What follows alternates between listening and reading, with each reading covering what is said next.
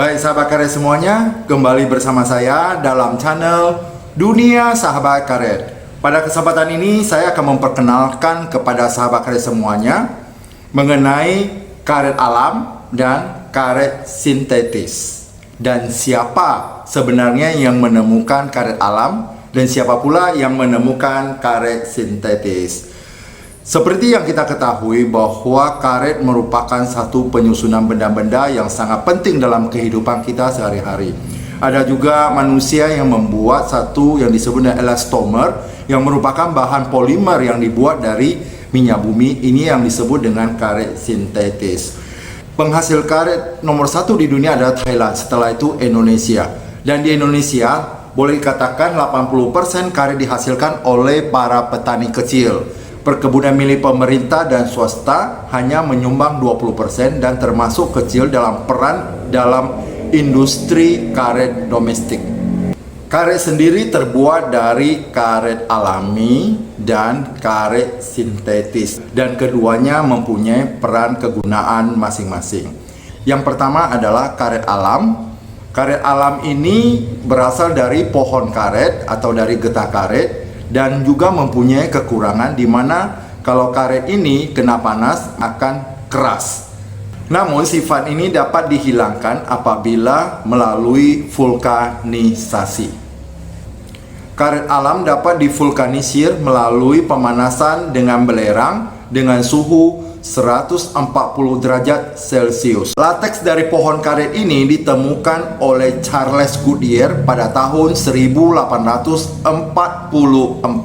Charles Goodyear mengatakan, karet dipanaskan dengan belerang akan membentuk karet padat. Karet padat inilah akhirnya dibentuk dengan bola-bola karet untuk membuat ban. Namun ban ini tidak berdiri sendiri dengan karet alam dan juga harus dicampur dengan karet sintetis.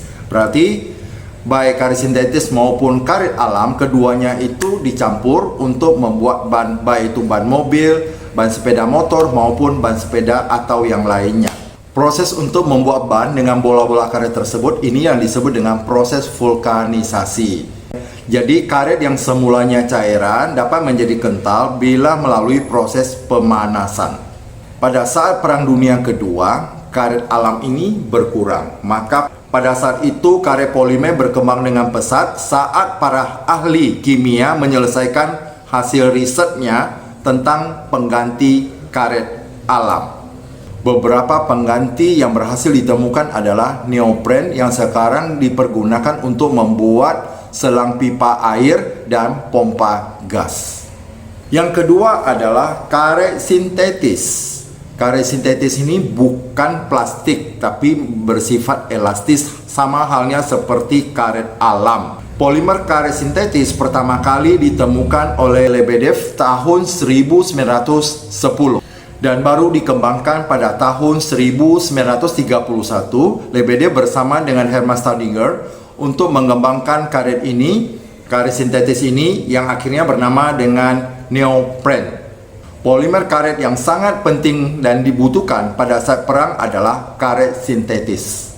Kelebihan dari karet sintetis adalah dia tahan panas dan dapat dibuat untuk selang untuk bahan bakar dan juga untuk karet yang ada di dalam permesinan.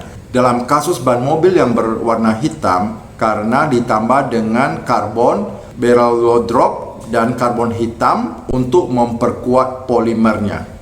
Campuran itu juga digunakan bersamaan dengan karet alam untuk membuat ban-ban mobil.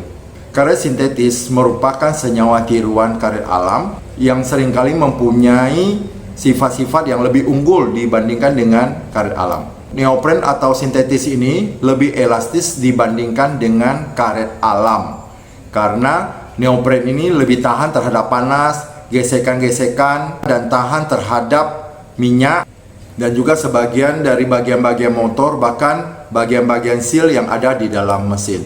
Kita lihat saja, kalau misalnya kita gelang karet, kalau kita letakkan bensin atau minyak tanah, lama-lama dia akan cepat lapuk. Itu berbeda dengan karet sintetis, dia tahan terhadap minyak atau bensin sehingga bisa digunakan dalam waktu yang cukup lama.